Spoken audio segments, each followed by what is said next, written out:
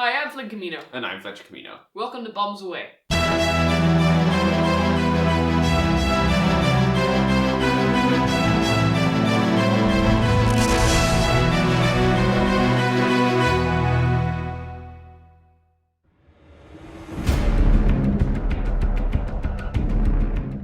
The movie we'll be reviewing today is called Meg 2, The Trench.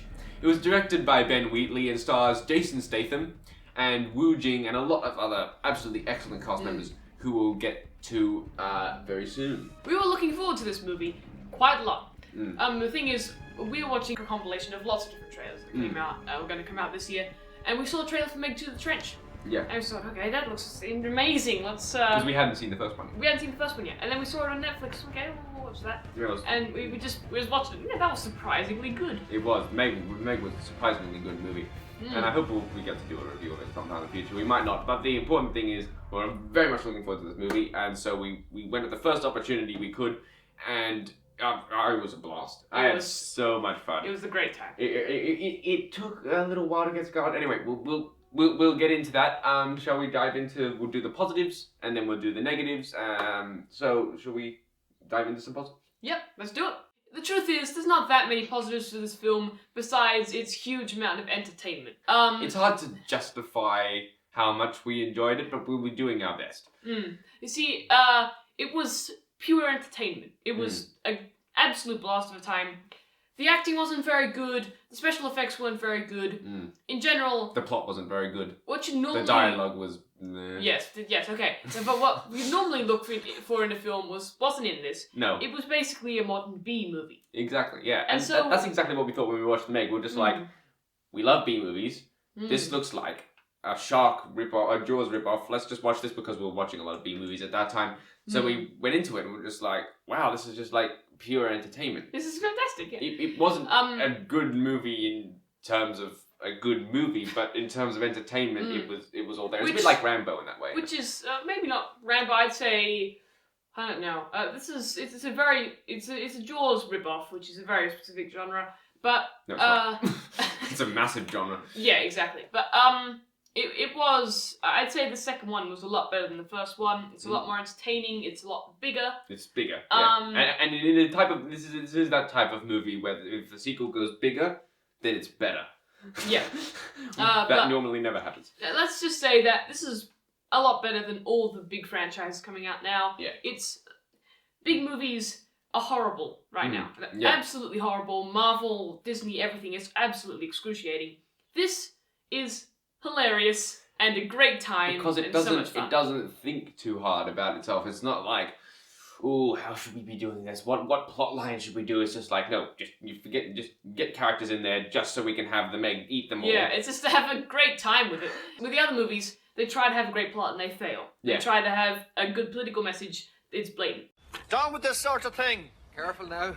They try to do anything well, it fails. This one, it doesn't try to do the normal things well. It just tries to do... All it tries to do is be entertaining. Exactly what it promises. But that being said, there are certain positives to the movie. Now, I know I'm going against, the general consensus on this, but I think Jason Statham is just great. I think he's just really good. You can't be doing it. It seems like he's being a bad actor, but it's actually like he's said in interviews that he was trying to be like Arnold Schwarzenegger and Sylvester Stallone, who aren't very good actors. I mean, Sylvester Stallone holds the record for the most Golden Raspberries won in any one career, so there you go. But he was trying to imitate that, and for the kind of role that that the script required him to do, he was absolutely perfect. Everything was spot on, every line was just perfect. It was just, let's go in, let's get the Meg. Yeah, let's get the Meg. And everyone's saying, if anyone can do that, you can do it. Yeah, It's just like muscles, really overly tough and muscular. It's brilliant. Sheer magnetism, man. It feels like we haven't seen movies like this since like the early 90s, and we should have been seeing movies like this. There are movies like this a lot out there, but they're just not getting the big cinemas. They're not getting as much publicity. Mostly they're just going direct to video. Yeah. Or they're just doing it low budget and then straight to streaming. Yeah, exactly. And so this is in the cinemas, big screen, definitely a big screen movie. Yeah. It was absolutely ludicrous. It was brilliant. But I think It went way too far. Just to give you an idea, by the end of the movie, there were 3 Megs, a massive octopus, a whole bunch of little things that look like giant iguanas that were supposed to be ancient dinosaurs that survived somehow. Yeah, and lots of other stuff. And then there was like these villains with machine guns. Just chucked in as there well. because why not? Yeah, and then it's just a small group of like 5 people trying to get everyone. Trying to survive. Yeah. And then Jason Statham, as you saw, you would see in the trailer on the jet ski going off with a harpoon with TNT strapped to it. Yeah. It's just the final half hour was some of the most non-stop action-packed stuff that I've ever seen, and it's brilliant. Some are saying that it's not what the trailer promised. This is exactly what the trailer promised. When we saw the trailer, I was like, oh yeah, that looks good. You know, I hope the movie delivers. And the last half hour is exactly the trailer for the full half hour. I think there's no breaks. I think it's time to move on to the inevitable negatives of a B movie. We should move on to the negatives, and it's going to be a rather large section. But we should say before we go that is absolutely no reason why you shouldn't see this movie anyway. Because I would go see this again in a heartbeat. And so if movie tickets were cheaper. If movie tickets were cheaper, and we didn't have other things to do, which we usually don't, but we do on this occasion. So we have to see Mission Impossible: Dead Reckoning again. So for negatives, let's start with the broadest aspect of the movie that was bad: the plot. Yes. It was the plot was paper thin, just like the first one. The absolute bare bones plot, which can see you through the entire movie, is that there's these scientists, and there's these sharks, and there's this illegal mining operation.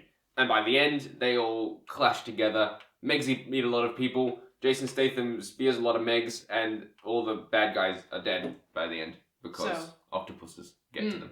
So that's all I can say. I mean that is the bare bones plot. But then again, if you look at the plot for Jaws, that's not incredibly complex either. Yeah, but somehow they made it work in that. Yeah, I mean, movies get by on incredibly basic plots. Like Back to the Future, like that's an incredibly basic plot, but the movie still manages to be complex. Goes back in time, adventurous, things go wrong. And yeah, exactly. And movies. There's been so many good movies that have existed on paper thin plots. Look at Jurassic Park. It's just like a bunch of people go into Jurassic Park and they are chased by dinosaurs and eaten occasionally. That's the entire movie. Spielberg literally said it's Jaws on land. That's what he wanted to do. Yeah, but it's an absolutely incredible movie, and that's what the Meg is. I wouldn't say it's at the level of Jurassic Park or Jaws, but I would.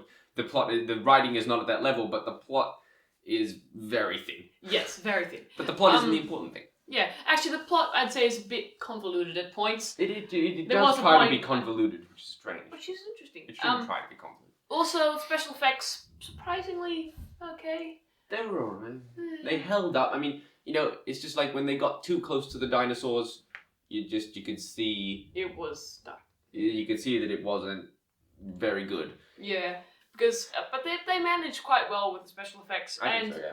It was alright. Like the Megs looked real enough. Some of the movements, of course, weren't great. But then in a movie like that, you don't want it to be hyper real. You want it to look a little not right because that's part of the fun look of it. It's like Spider-Man. It's like the original Spider-Man series. If that was like maybe with today's visual effects and really hyper good, some well done stuff, I don't think it would have had the same sense of fun. Whereas if you can see that it's not quite right, there's a little bit more fun in there. I don't know. Yeah, it's very hard to be expressed, but And also, probably the worst negative was the dialogue. It was excruciating. There was great comedic dialogue, but whenever they tried to do a dramatic scene, there was no subtext. There was no subtext. Probably the biggest issue. There was a teenager in there. Oh god. And it was just. She wasn't the most annoying teenager I've seen on screen. She wasn't annoying. It's just like her interactions. It was interactions. The whole relationships. Yeah. People would never say this. It's just so bland and stripped of any emotion or anything. It's any character. What the hell?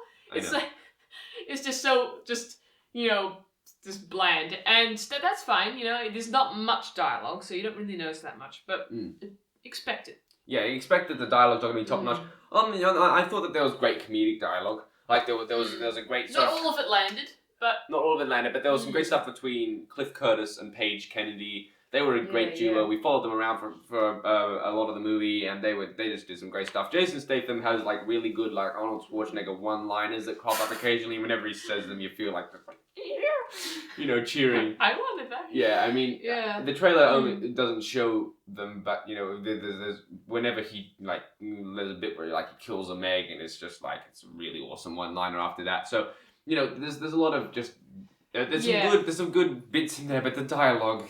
It's pretty bad. I also thought, relating to dialogue, I thought that there was a whole section in the film. It was near the start, but it's when they went into the trench with the submersibles.